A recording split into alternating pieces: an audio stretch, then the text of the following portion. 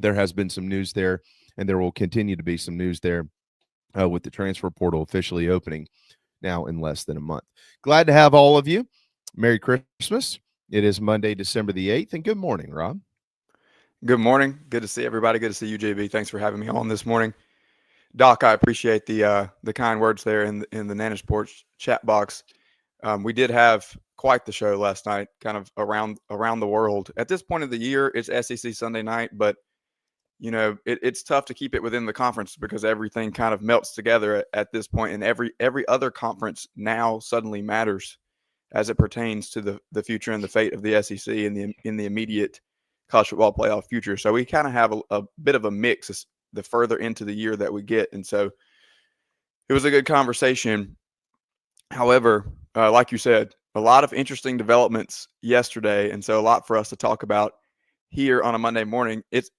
I kind of chuckled a minute ago when you said we have settled on into the college football playoff or into the postseason. I'm not sure that I'm not sure everybody is settled. I think that those teams who may have found their way in are settled. I'm not sure everybody is quite settled. I have a lot of thoughts there, and even as far as the scheduling goes, there's so much to discuss in terms of how this is going to play out here in the next few weeks. But an exciting time. And I was asked as well last night in our chat box about the offensive coordinator hire at South Carolina. Didn't have any real updates last night that weren't already out there. But like you said, hopefully we'll be able to see something moving sooner rather than later. Yeah, hopefully. I would anticipate it would, I don't want to put a day on it because there's just always, I mean, everybody thinks it's as simple as saying, oh, well, you got your guy, just announce it. There are some other coaching hires who are trying to kind of figure out exactly what they want to do with the staff, obviously. And then you've got to go through some paperwork processes and things like that. So you don't get egg on your face if something totally falls apart, obviously, on that end, too. And I know that people have been tracking airplanes and social media follows and all the crazy stuff that kind of goes on when these things happen. But all signs do continue to point to Kendal Briles being named the offensive coordinator here at South Carolina. And if I had to guess, and I don't want this to become message board headlines because oftentimes I am very misquoted on those things and then called a moron by morons. But if I had to take a guess, I would say that this would be sooner than later. Okay. JC and I had a bunch of conversations this weekend, kind of sharing some intel and things like that, and obviously did as much digging as possible. I mean, Coach Beamer has, on the Carolina side, really, really been tight about this. A lot of the information that has gotten out has been on the other side, like the agency side and things like that. And, he is really, Rob, swinging for the fences on this thing to get it right. Now, keep in mind, every single time that a hire is made in college athletics in a sport that particular school truly cares about, right? So here at South Carolina, you obviously have the big three: football, baseball, basketball. Go to a place like Duke, they're going to analyze the water boy in basketball, as we know. Same thing at Kentucky, and so on and so forth. And you're going to have all sorts of different reactions. You're going to see one guy who's way off the reservation. You're going to see 90 other guys who are right in line with where you are, and then you're going to see a few who are, whatever. So if it is Kendal Briles, the large majority of folks are probably going to be pretty happy about it. Some are going to be critical about it, probably the same some who just a few years ago would have, gone to the end of the earth to hire Kendal Briles. And remember, Rob, they don't have to have the best offense in college football.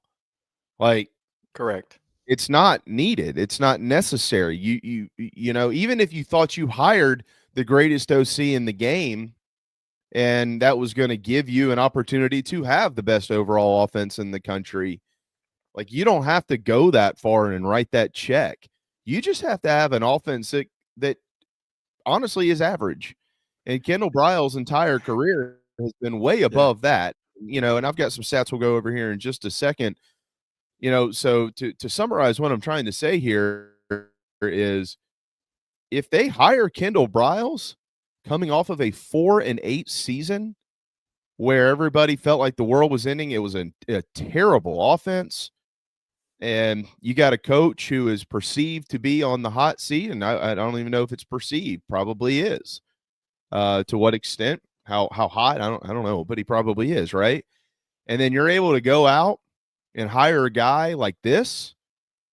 That would be a remarkable achievement by Shane Beamer, and swinging for the fences wouldn't even begin to start that conversation. That would be crazy. I mean, that's 4 for 4 hitting for the cycle. Most coaches can't land a guy like that coming off a season like this. So you would have to, whether you wanted to or not, regardless of what people's precious little fingers have typed on the internet or not, it would be time to give some flowers to Coach Beamer if he's able to get this thing done.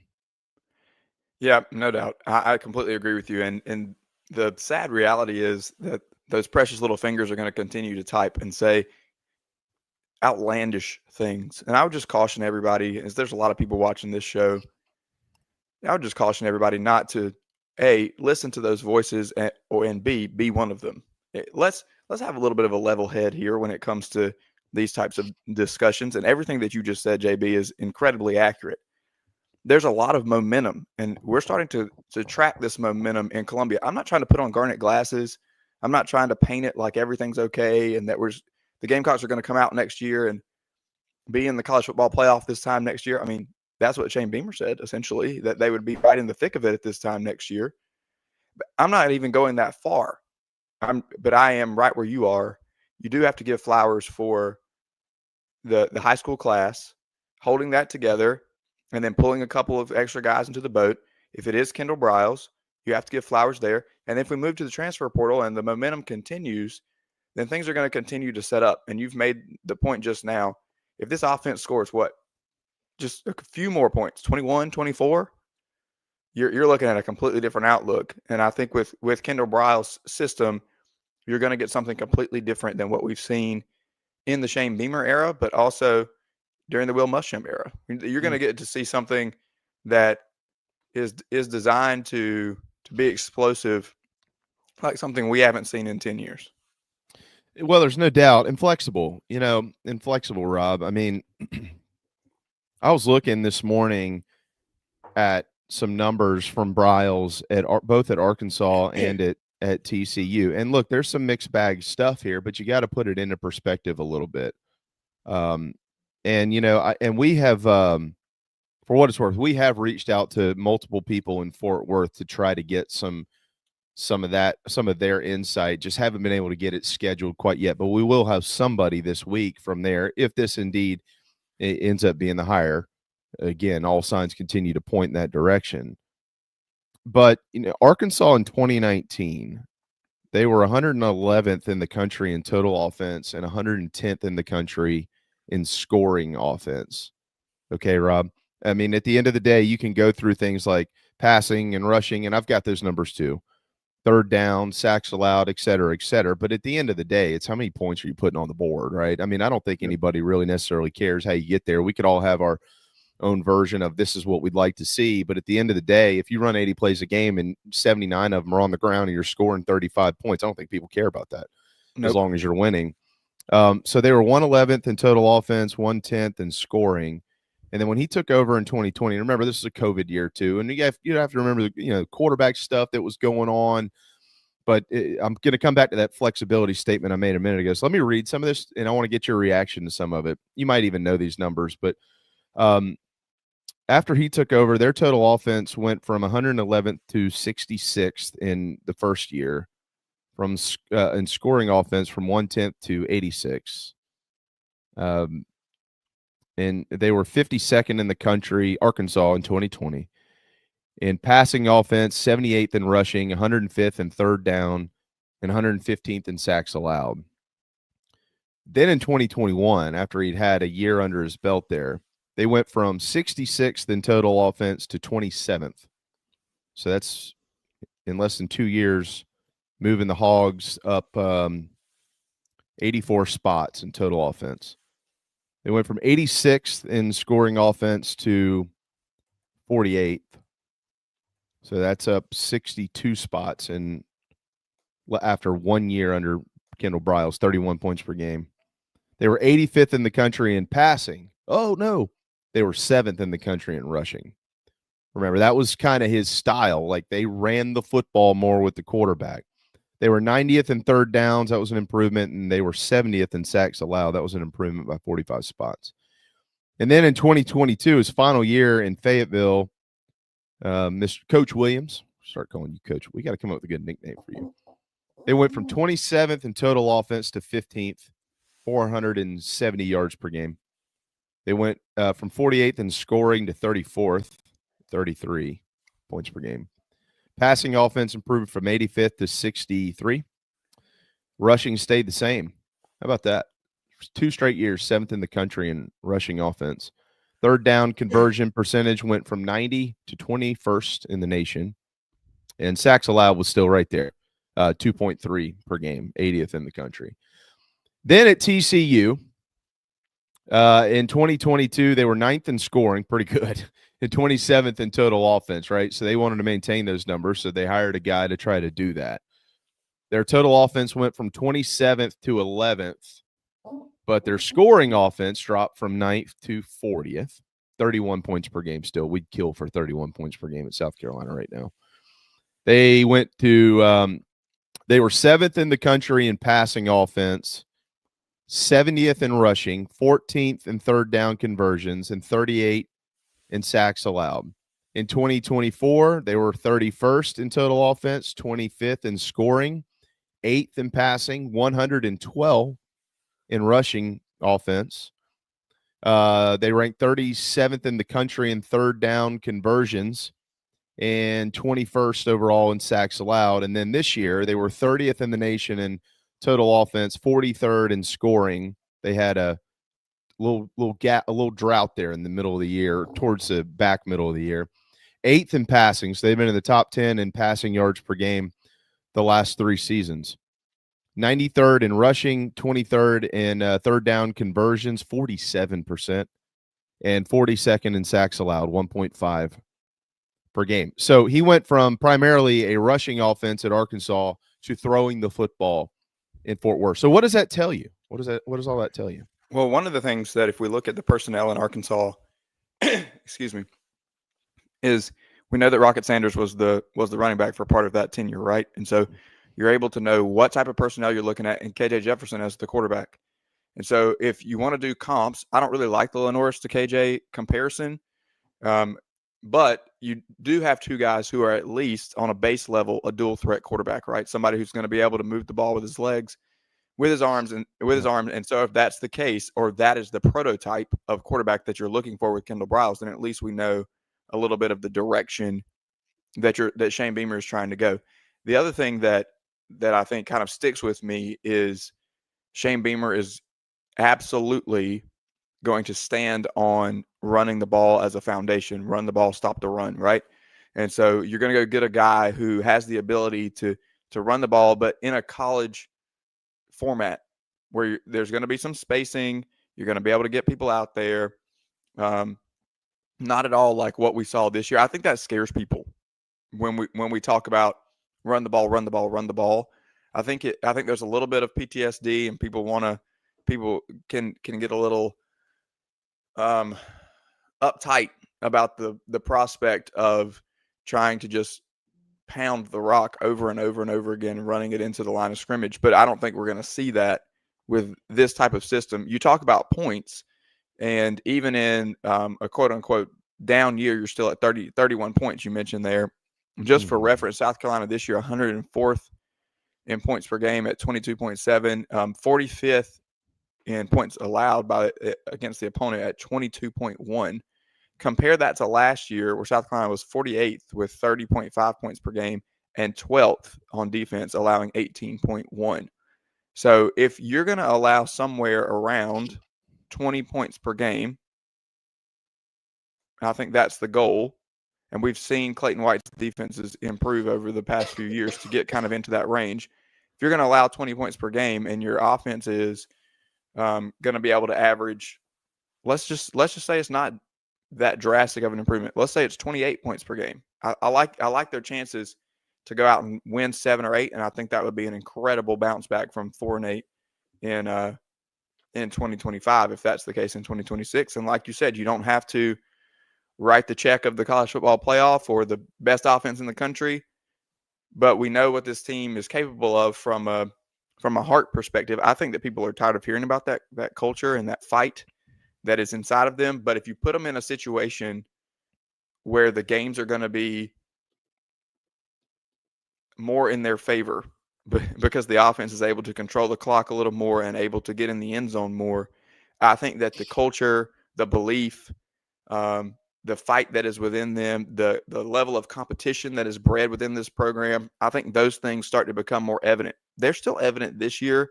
It just fades into the background because with a 4-8 record, everything's a little tainted and everything gets dissected and picked apart. But when you get into a situation where the offense can move it, all the intangibles start to show back up, and then all bets are kind of off. If you set your floor at truly at 6-6, and your expectations at 7 or 8 wins, then this becomes a situation where 9 or 10 is very achievable. Yeah. I agree with that. You know, you take the last 6 years and he's found a way collectively. I mean, there's never a dip. It's just different how they get there as far as how many points do they score. You know, he's averaging 31 points per game in the last 6 years as an offensive coordinator. And those numbers are 26, 31, 32.5, 31, 33.5, 31. So they're obviously like, he's kind of got his, you know, this is what we do here. This is how we're going to get there. But then he uses his personnel to get there. And that's what it looks like to me. And you mentioned KJ Jefferson. I mentioned the word flexibility. So let's bring quarterback Josh Hoover into this thing. Well, Josh Hoover is not a running quarterback at all. Do you want his numbers? Because I can give them to you. In 2023, he carried it 20 times for 5 yards. In 2024, 47 times for negative 19 yards. In 2025, 55 times for 4 yards. Yeah, now sack yardage goes into that, obviously. I got it. But they don't run Josh Hoover. Those are scrambles. A lot of those are scrambles. Right. Okay. So then you mentioned KJ Jefferson. Well, KJ Jefferson he played college football, for anybody wondering, you know, for 75 years, but he ran it 146 times in 2021 and 158 times in 2022, and then 161 times in 2023 without Kendal. And his numbers were way off, right? Yep. So he took his system and he catered it to what KJ Jefferson was really good at doing. And then, as you mentioned, you had Rocket Sanders and Treon Smith and all these other guys that were able to run the football at Arkansas. So they ran the football. But then when he went to TCU, his quarterback primarily for his whole tenure there has been a guy who throws the football. Well, the numbers directly reflect that. Now, they might have had some bad games and things of that nature, but I guess what I'm trying to figure out here is, you know, if Lenoris Sellers does return for one more year at South Carolina and everybody else that is on their current roster at that position, and then, Rob, you're recruiting quarterbacks who fit this style of offense, and you get a blend of what you had there in passing and throwing the football in Fort Worth versus what they did running the football in Fayetteville. I mean, that could be lethal if you have the right guy. And look, you know, for all the blame that Lenoris Sellers deserves this year for some of the things that he just did poorly, regardless of who the coach was and all that stuff, there were some things that just an SEC quarterback needs to do better, period, the end, right? So he deserves some blame. Now, he doesn't deserve all the blame. I 1,000% agree with people who want to blame more so the system than the player and saying that it didn't fit. He tried his best to make it fit, and it just continued to beat him up. You know, it's like being in an abusive relationship. Like at some point in time, like you just kind of mentally just check out. And then you have some good days and you're really fighting hard, but it's like, God, how much longer can I do this? This just isn't me. I'm not a free person in this thing, right? So I think that all of that combined to limit Lenore Sellers and to really downgrade Lenore Sellers from where he was coming into the season as a quarterback. But that does not mean that I don't think that overall he is a better player than the last two guys that Kendal Briles has been coaching. Correct. He's would I say that Hoover is probably a more complete passer right now? Sure. But would I think that Lenore Sellers as a prospect is better? Yes. And then you mentioned KJ, and you mentioned you don't love the comparison, and I agree with you, Rob, because I think Lenore Sellers is 10 times the athlete that KJ Jefferson is. He was just a big bulldozer, and it worked. But Lenore Sellers is a better athlete, and he's a better runner. Yep. So, you know, if you're a guy like Kendal Briles, and you're going, if you're Kendal Briles, let's say he didn't have a job, and he got to sit back and he could make a choice. Look, I'm gonna coach this year, and I'm gonna pick my offense based on what quarterback I believe could best run the system that I want to run. How many guys in college football would you point to over Lenore Sellers that say fit better what he does than him? Yeah, not a lot. I don't know if there's many, anybody. if anybody. And you talk about personnel usage. I think that the flexibility is a great point. I think the other point that needs to be brought up that helps remedy the situation from a recency bias standpoint is that you see development in terms of his players. Not only is Kendal Briles capable of adjusting the system to the guys that he has, but we see these guys continue to improve and grow within that system. And that was a situation this year with Lenore Sellers where we saw regression.